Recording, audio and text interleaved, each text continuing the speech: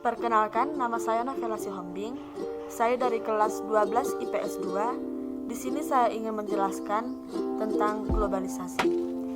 Globalisasi dapat diartikan dengan kata global dan sasi, yang dimana kata global yang berarti batas dan sasi yang berarti proses, sehingga dapat diartikan dengan lintas batas.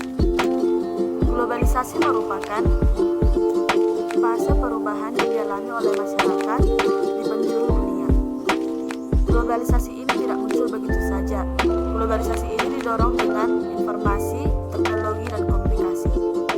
Globalisasi ini juga mempunyai aspek. Yang pertama, aspek ekonomi.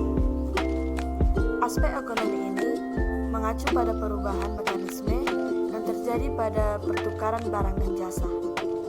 Segala produk yang tersedia di pasaran dapat diakses oleh siapa saja dan di mana saja dengan media internet. Selain itu juga banyak produk-produk asing yang datang ke Indonesia. Untuk saat ini kita tidak perlu lagi kebingungan atau kesulitan untuk mencari barang-barang luar negeri, karena hampir semua barang-barang luar negeri sudah dapat kita temukan di Indonesia. Yang kedua, aspek politik. Globalisasi dapat membawa pengaruh besar pada arah politik negara-negara di dunia. Jika sebelumnya kebijakan politik hanya mencakup skala nasional, era globalisasi mendorong kebijakan-kebijakan mengintegrasikan kebijakan politik di berbagai negara dan kemungkinan terciptanya bentuk kerjasama politik antar negara. Untuk yang ketiga, yaitu aspek sosial budaya. Pada aspek sosial budaya ini, konsep globalisasi merujuk pada proses terintegrasinya gagasan, nilai, norma, serta perilaku cara hidup sosial masyarakat. Seperti contohnya yaitu, kita bisa dianggap ketinggalan zaman kalau kita belum menonton film Avengers, atau kita belum mendengarkan album terbaru dari Justin Bieber. Selain dari aspek-aspek globalisasi, ada juga faktor pendorong dari globalisasi. Yang pertama yaitu perkembangan teknologi dan komunikasi.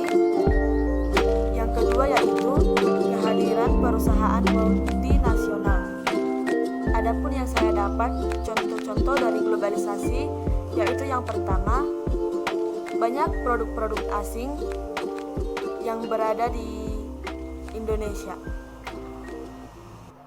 Untuk mendapatkan produk asing, kita tidak lagi ke luar negeri, karena di Indonesia juga sudah banyak produk-produk asing atau produk luar negeri yang mudah kita dapat, seperti busana, alat elektronik, tas, sepatu, dan lain-lain.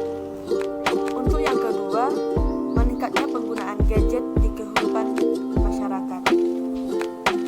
Bahkan saat ini kita melakukan pembelajaran secara online dengan menggunakan gadget. Dan biasa juga kita namakan dengan daring atau belajar online. Yang ketiga, bahasa-bahasa asing yang sudah dipelajari di Indonesia.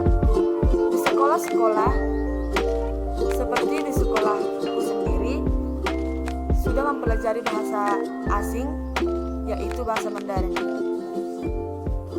Banyak juga sekolah-sekolah lain mempelajari bahasa asing seperti bahasa Jerman, Jepang, Prancis, dan lain-lain.